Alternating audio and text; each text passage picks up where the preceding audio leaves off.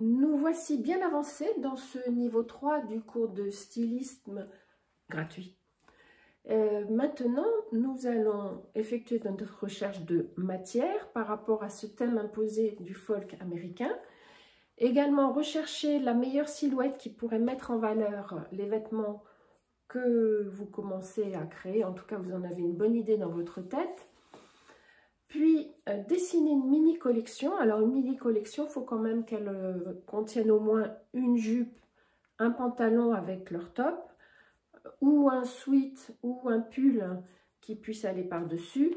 Et puis, un vêtement de dessus, c'est-à-dire manteau, blouson, gilet. Là, c'est à vous de voir en fonction du thème, bien sûr. Pour la partie silhouette, je vous engage à chercher des silhouettes donc, qui correspondent à ce thème et je vais vous montrer avec un logiciel de sketching, donc il en existe plein des logiciels de dessin en fait, comment vous pouvez récupérer une photo sur un site de vente en ligne ou n'importe quel support et puis retravailler cette image pour avoir une silhouette bien proportionnée que vous allez pouvoir utiliser pour dessiner cette collection en particulier. Bonjour, je suis Ania Camo de Ania Camo Atelier de Mode.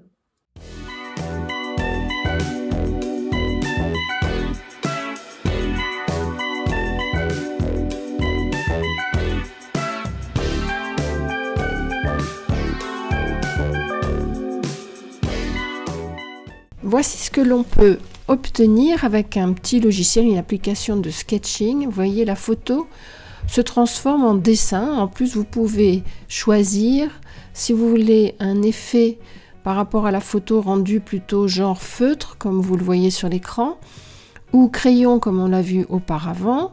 Vous pouvez même avoir des effets un peu plus artistiques, par exemple en négatif pour des illustrations.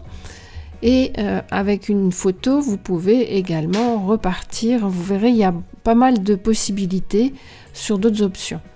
Alors, je vous montre comment je fais moi sur mon Mac avec le logiciel Xnsketch qui est gratuit. Si vous êtes en Android ou sur Windows, vous trouverez des applications gratuites qui font à peu près la même chose. Le principe est toujours le même. Vous prenez une photo que vous avez dans vos fichiers. Donc ici, je vais le chercher dans mes fichiers. Il s'agit des photos que vous venez juste de voir. Voilà. Et vous faites simplement cliquer, déplacer. Voilà la photo en place. Et là, vous voyez que dans ce logiciel, vous avez toutes les options en bas. Il suffit de cliquer sur une des icônes et vous regardez l'effet que ça donne pour ensuite conserver celui qui vous convient. Alors, qui vous convient par rapport à votre mode de dessin, si c'est au crayon de couleur, à l'aquarelle ou à la gouache, ou si c'est au feutre.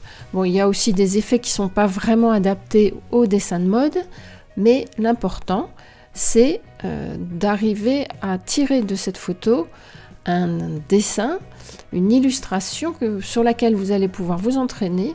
Et vous voyez que c'est beaucoup plus facile une fois que c'est transformé en dessin que si ça reste une photo.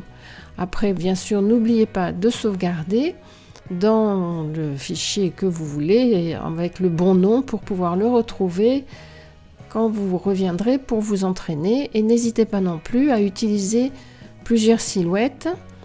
Auparavant dans la leçon, je vous avais encouragé à trouver la silhouette qui convient à chaque collection pour la mettre encore plus en valeur. Essayez de ne pas prendre des silhouettes trop statiques parce que votre vêtement devient un petit peu anodin, anonyme, alors que si la silhouette a un léger mouvement, vous verrez que votre dessin de mode rendra beaucoup mieux et fera beaucoup plus professionnel que sur une silhouette raide qui ressemble à un porte-manteau. Nous avons vu comment transformer une photo de silhouette de mode que vous avez récupérée sur internet en dessin. Ensuite, ce dessin, vous pouvez choisir plusieurs options pour le rendu du dessin. Maintenant, c'est très simple. Vous avez la silhouette, elle est déjà transformée en dessin. Vous n'avez plus qu'à vous entraîner sur cette silhouette pour redessiner le vêtement déjà qui est indiqué, qui est présenté sur la silhouette.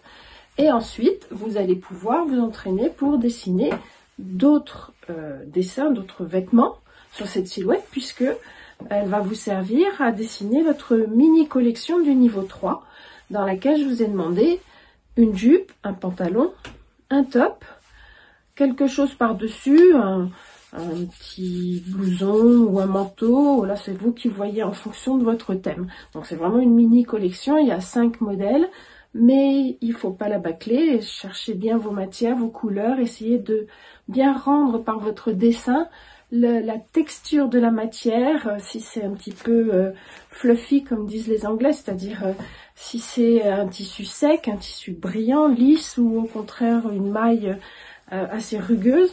Donc ça, tout ça, vous devez arriver à le rendre avec vos moyens à vous, que ce soit des crayons de couleur, des feutres, ce que vous voulez.